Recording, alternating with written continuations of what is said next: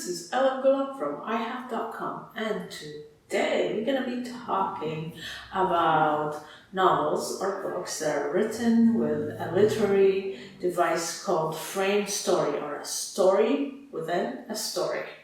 Are you excited? Let's go!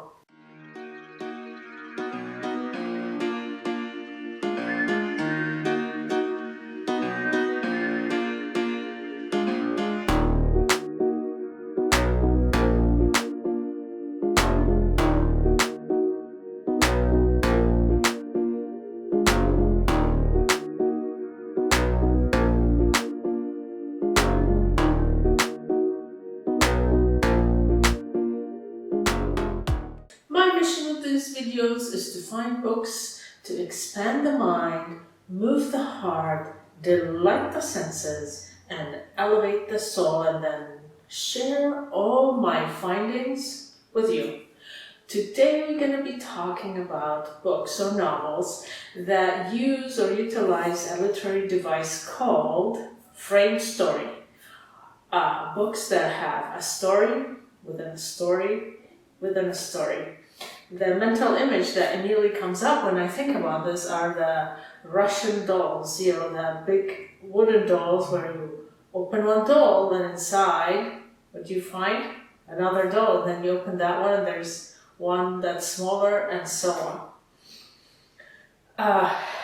The book that immediately I think about when I think about frame story or a story within a story is the Arabian Nights, or as we call it in Arabic, 1001 Nights. Now, this is a collection of folkloric stories that were put together in the 11th century, and the main story is of a woman who has to tell stories in order to survive. Her husband is intent on killing her, but every night she tells him a story and leaves it at a cliffhanger so that her husband is inspired to let her live one more night, and then one more night, and then one more night, until finally he's attached to her and no longer wants to kill her. Now, before you read the Arabian Nights, there are a few things you need to know. First is that it was put together in the 11th century, and so some of the texts are a little bit problematic. It's not exactly politically correct. So, for example, the way slavery is depicted in some of the stories does not mesh with modern day sensibilities. It's full of problematic texts like this. Also, it is long. It takes a bit of patience to read. Not all the stories are consistent. Some of the stories are really good and interesting and fun to read, and others not so much. It's also full of bad poetry. It's not very consistent in the quality of the material. I'm not saying don't read it. In fact, it is worthwhile to read. However, it is a text that you need to approach with a bit of patience and a bit of understanding. Next on my list is Hamlet by William Shakespeare. Now, this isn't meant to be read. You're meant to go see it in theater, on stage. However, it is also a book, and it is enjoyable to read. Now, Hamlet, the tortured hero of the story, suspects that his mother and uncle have conspired or maybe had a hand in murdering his father. And so he hires a group of actors to reenact the scenario of a man being murdered by his wife and brother so that he can observe his uncle and mother and see if he gets any reaction that would either help him determine if they've committed this murder or if they are innocent. So it's a big play that has a smaller play, and the smaller play plays a very important role in the whole story. It's a lot of fun to read, and the way that scene takes place, the way the play is inside the play, and the reaction and the things that people say is the way it's done. It's very clever. It's very cool in how it's constructed within each other. So it is a lot of fun to read. Next on my list, I have Generation X by Douglas Coupland, the novel that named a whole generation. I guess it's my generation.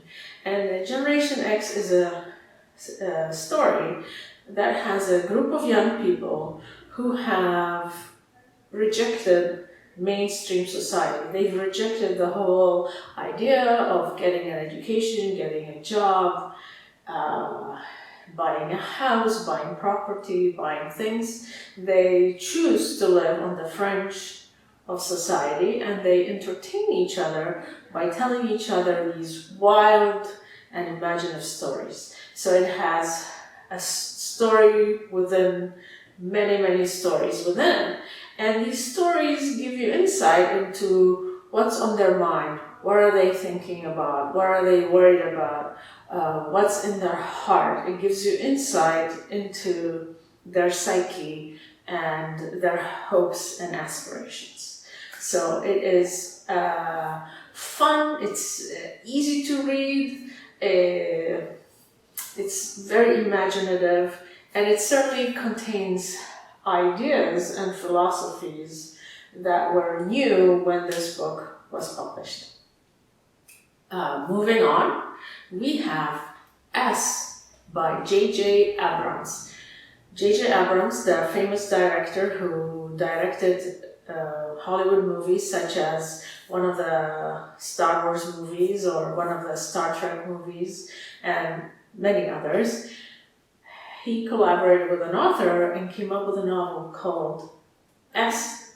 And S is a book that there's a mystery, it takes place, and then on the margins there's a correspondence between two people. And these two people don't know each other, they just write in the margins to each other, and each one leaves the book back on the shelf, and then the next one goes reads what the other person wrote, and then writes a response. And so there's a mystery about the author who wrote this book, why he wrote it, and what's happening to him. And then as time goes on, as these people correspond, this relationship begins to form, and you get to learn more about them. So there's a mystery regarding the book, regarding the author, and regarding these two people who are corresponding to each other. So as you're reading the book, you're reading the main story, but you're also reading the stuff that's happening on the margins and learning more about the author, the book, how it was written, and these two people, their lives, and why they are interested in this book.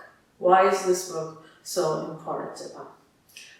It is a very creative and novel way of having a story within a story.